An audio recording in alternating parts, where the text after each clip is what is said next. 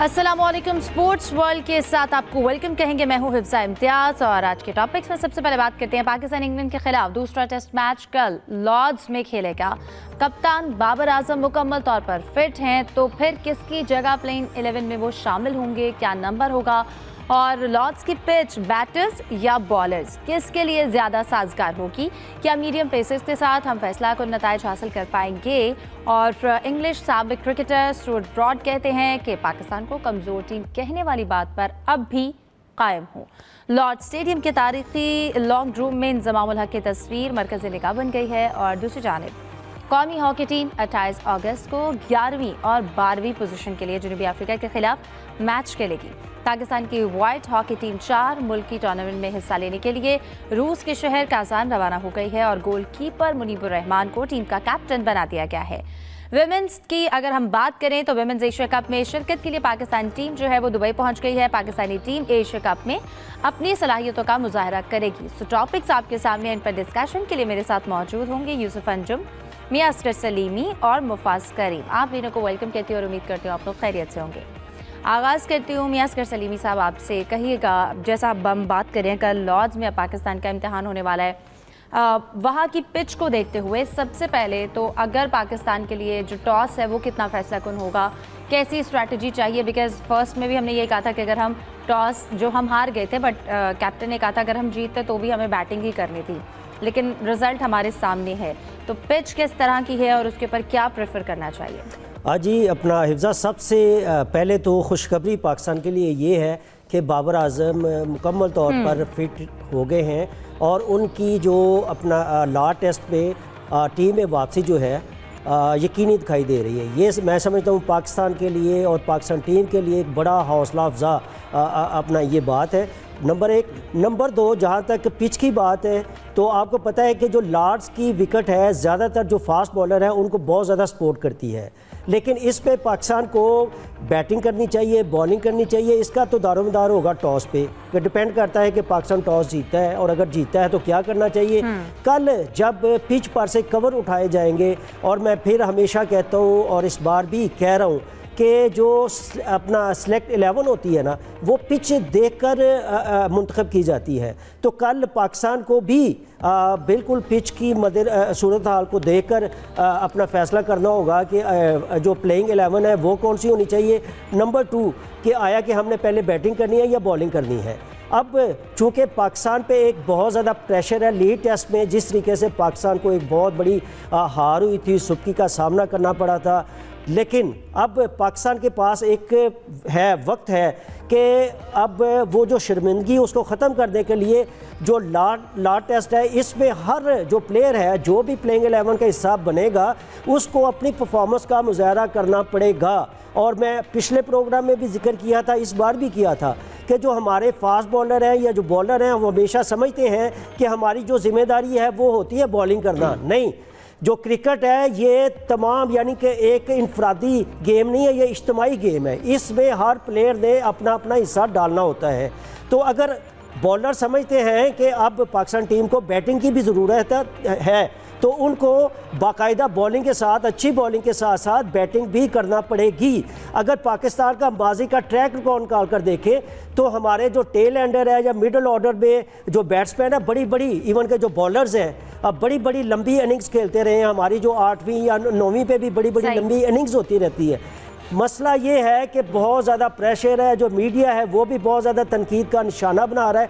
मैं समझता हूँ कि पाकिस्तान के पास जो ऑस्ट्रेलिया से पाकिस्तान को सबक सीख लेना चाहिए। वो किस तरीके से कि पहला टेस्ट डारोन जो टेस्ट है बांग्लादेश से बुरी तरह हारे थे, लेकिन अगले मैच में उन्होंने इतना ज़बरदस्त बदला लिया, बांग्लादेश को बता दिया कि दुनिया की जो फर्स्ट टेस्ट क्लास जो क्रिकेट टीम होती है वो कौन सी होती है। लेकिन जो पिच के हवाले से बात हो रही थी, उसके टेस्ट के हवाले से कि जिस तरह की पिच बनाई गई थी उसके ऊपर भी काफ़ी ज़्यादा सवालात होते हैं। 18 विकेट्स जो है वो गिर गई थी। बहरहाल ऑस्ट्रेलिया ने उसमें कमबैक किया, सीरीज़ जो थी वो 1-1 से रही, लेकिन स्टिल यूसुफ हम बात करते हैं, हमें लगता है आउट होते हैं ना 4 खिलाड़ी तो बस उसके बाद हमें उम्मीद ख़त्म हो जाती है। हमें लगता है हमारी बैटिंग लाइन बस यहीं तक थी, ख़त्म होगी। फिर अगेन बाबर आजम टीम में वापस आए हैं, सब बातें कर रहे हैं। ऑब्वियसली हर प्लेयर को अपना जो है वो इंडिविजुअली परफॉर्म करना है, फील्डिंग में भी, बॉलिंग में भी, बैटिंग में भी कंट्रीब्यूट करना है टीम की जीत के लिए। बाबर का एज एक्सपीरियंस प्लेयर टीम में आना ही काफ़ी है कि आपको लगता है कि बैटिंग जो है वो स्टेबिलिटी होगी और फिर एग्जैक्ट किसकी जगह लेने से टीम को फ़ायदा होगा, लाइक उनका कौन सा नंबर होना चाहिए?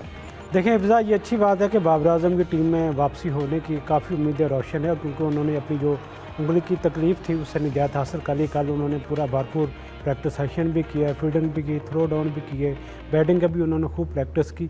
तो उम्मीद है कि वो प्लेइंग 11 का हिस्सा होंगे।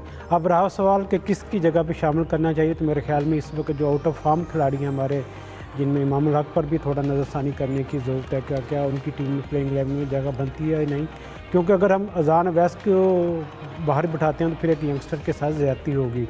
सलमान अली आगा इतने अरसे से रन परफॉर्म नहीं कर पाए, उनको भी बाहर बिठाया जा सकता है, ये शफल डाउन की जा सकती हैं पाकिस्तान की बैटिंग लाइन। तो ये बाबर आजम की वापसी तो यकीनी अब देखना ये कि पाकिस्तान की वहाँ पर जो मैनेजमेंट है वो विकेट देखकर किस तरह के फैसले करती है, क्योंकि हम यहाँ बैठकर इस हवाले से अभी कुछ नहीं कह सकते, क्योंकि आज रात का और कल सुबह फिर जाने के बाद ही वो विकेट देखकर फैसला करेंगे किसको खिलाना है। लेकिन असल सवाल ये कि क्या बाबर आजम की वापसी इसका मतलब ये होगा कि क्या पाकिस्तान की टीम एक विनिंग ट्रैक पर आ जाएगी? बिल्कुल ऐसा नहीं है। बाबर आजम की वापसी से पाकिस्तान की पोजीशन जो है बैटिंग कम्बिनेशन वो इतनी तौर पर मजबूत होगा, लेकिन टीम प्लेइंग 11 को सबको अपना परफॉर्म करना पड़ेगा। किसी एक प्लेयर पर बंदूक चलाने की बजाय सबको अपनी परफॉर्मेंस दिखाने की ज़रूरत है। पाकिस्तान टीम की हमेशा से खामी यही रही है कि हम एक खिलाड़ी पर इन्हिसार करते हैं कि बाबर आजम ही हमेशा मैचेस जितवाने हैं। ऐसा बिल्कुल नहीं है, अब ट्रेंड चेंज हो चुका है। अब सबको अपना थोड़ा थोड़ा कंट्रीब्यूशन करना पड़ेगा। रही वहाँ की कंडीशन की विकेट की हवाले से बात, तो नॉर्मली जो हमने देखा कि लॉर्ड्स की जो विकेट होती है, ये जो शुरू के जो 3 दिन इसमें बैटिंग के लिए ज़्यादा वो फ़ायदेमंद होती है, जबकि आखिरी 2 दिन में उसके लिए जो बैटिंग को ज़रा मुश्किलात का सामना करना पड़ता है। मेरे ख्याल में जो टीम टॉस जीतेगी वो पहले बैटिंग करने को तरजीह देगी, और चूँकि ये लंदन और लॉर्ड्स का जो ग्राउंड है हमेशा पाकिस्तान के लिए लकी साबित हुआ है। 2016 की बात की जाए तो सरफराज अहमद, मिसबाह उस वक्त कप्तान थे, यासर शाह ने 10 खिलाड़ी को किया था, पाकिस्तान को कामयाबी मिली थी। 2018 में सरफराज अहमद जो अब टीम के हेड कोच है, उनकी कप्तानी में पाकिस्तान ने कामयाबी हासिल की। उस वक्त मोहम्मद अब्बास जो इस वक्त भी टीम का हिस्सा है, उन्होंने 8 खिलाड़ियों को शिकार किया था। टेस्ट मैचेस में हमेशा जो बैटिंग लाइन से ज़्यादा पाकिस्तान की जो बॉलिंग लाइन है वो हमेशा उसकी कामयाबी का किरदार रहा है, क्योंकि 20 खिलाड़ियों को आउट करना होता है।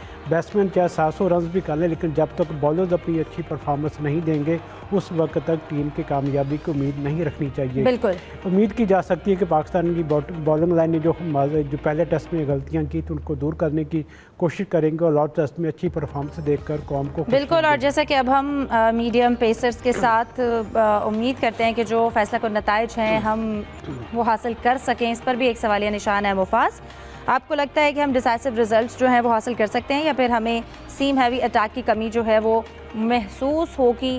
बिकॉज हेडिंगले की तरह अगर यहाँ पर भी पिच में मूवमेंट ना हुई तो आपको लगता है कि हमारे पास कोई प्लान बी होता है?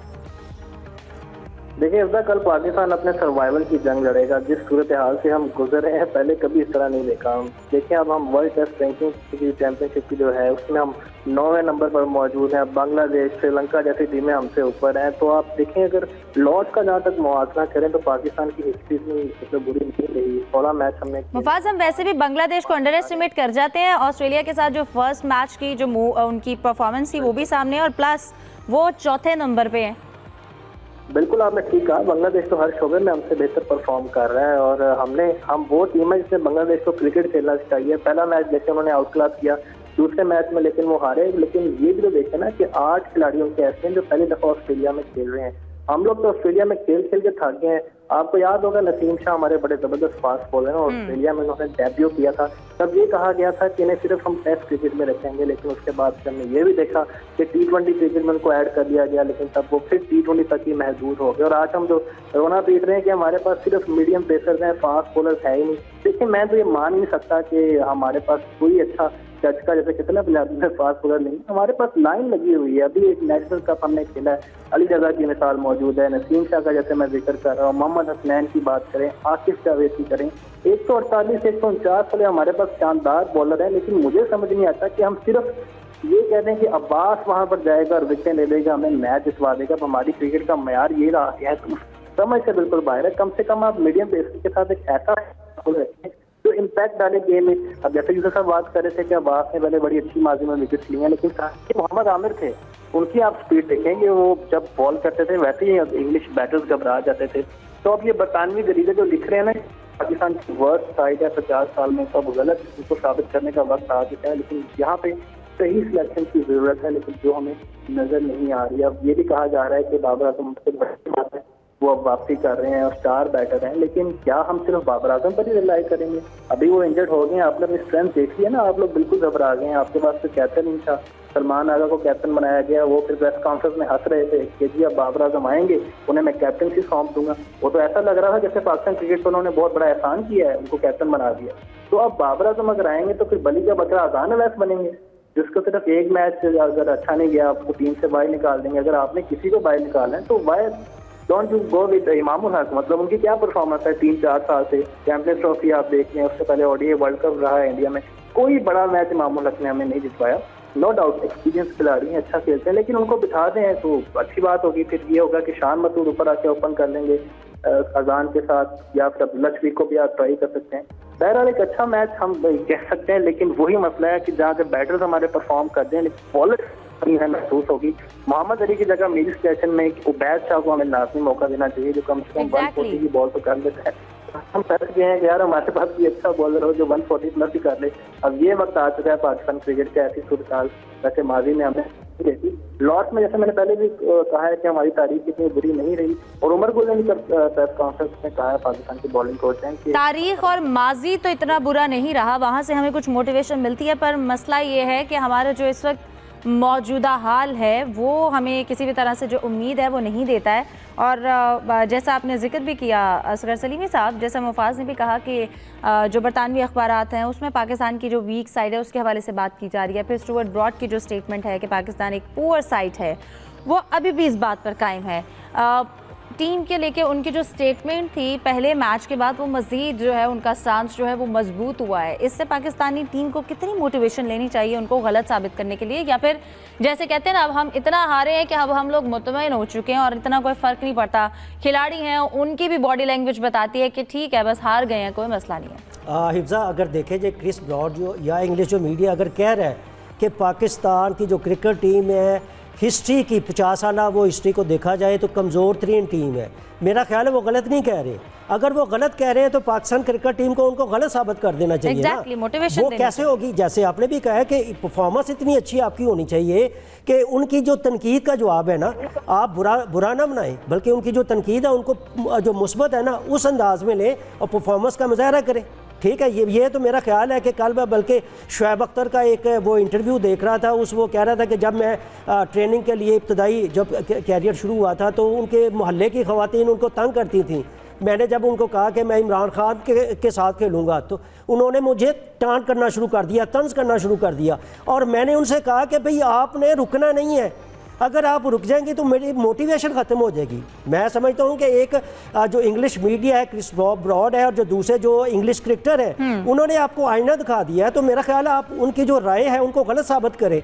आपके पास बॉल भी है, आपके पास बैट भी है, आपके पास वही ग्राउंड भी है, तो मेरा ख्याल है। और ये ऐसी बात नहीं है कि ये जो पाकिस्तान टीम के जो प्लेयर हैं इनको खेलना नहीं आता, इनको खेलना भी आता है। बड़े दिल के साथ, बड़े हौसले के साथ ग्राउंड में उतरे।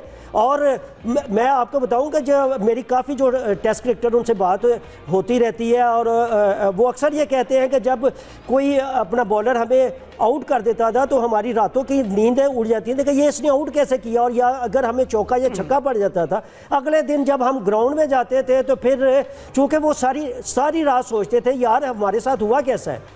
तो अच्छा, उसका वही तरीका है कि फिर आप ग्राउंड में जाते हैं, फिर अपनी गलतियों से सीखते हैं, और सीखने के बाद ऐसी परफॉर्मेंस दिखाएं कि दूसरों के लिए भी रोल मॉडल बन जाए, और वो लोग जो आप पर तंज कर रहे हैं वो एक वक्त आपकी परफॉर्मेंस अच्छी होगी, वही आपके लिए क्लैपिंग कर रहे होंगे। तो मैं समझता हूँ कि क्रिस ब्रॉड और जो इंग्लिश मीडिया है जो कह रहे हैं उनको गलत साबित करने का वक्त है आपके पास, कल आपके पास है, कल से स्टार्ट हो रहा है। और आप सबसे पहली बात है, एक तो उनको गलत साबित करें, नंबर 2 आप जो है टेस्ट सीरीज़ उसको भी बराबर करें। तो मेरा ख्याल है कि ये सारे का सारा ये चीज़ें जो है ना मोटिवेशन के बगैर नहीं आ सकती। और सबसे बड़ी जो बात होती है ना, जो प्लेयर्स होते हैं उनको मोटिवेट करने में जो टीम मैनेजमेंट होती है, जो कैप्टन होता है, उसका बहुत बड़ा रोल होता है। अगर वो अपने बच्चों को, क्रिकेटर को कहेगा यस यू कैन, ये 3 लफ्ज़ जो याद कर ले कि हाँ तुम कर सकते हो। इंज़मामुल हक वाली कारकर्दगी आप 1992 वर्ल्ड कप में जिस तरीके से इमरान खान ने ली थी, इस तरीके से बाबर आजम भी वो प्लेयर जो परफॉर्मेंस का मुजाहरा अच्छी तरह नहीं कर सके, उनसे भी बहुत अच्छी परफॉर्मेंस ले सकते हैं। बिल्कुल। और जैसा यूसुफ अभी इंजमाम का जिक्र हो गया है, बात करना चाहूँगी लॉर्ड्स के जो हिस्टोरिक लॉन्ग रूम है, वहाँ पर इंजमामुल हक की जो तस्वीर है, यकीनन उस पर काफ़ी अटेंशन थी, मरकज़ निगाह रही। क्रिकेट की हिस्ट्री में इंजमाम की जिस तरह से कॉन्ट्रीब्यूशन रही, जिस मकाम पर वो हैं, वो आजकल के क्रिकेटर्स के लिए भी कितना इंस्पायर, उनको इंस्पिरेशन लेनी चाहिए इससे और सीखना चाहिए इससे।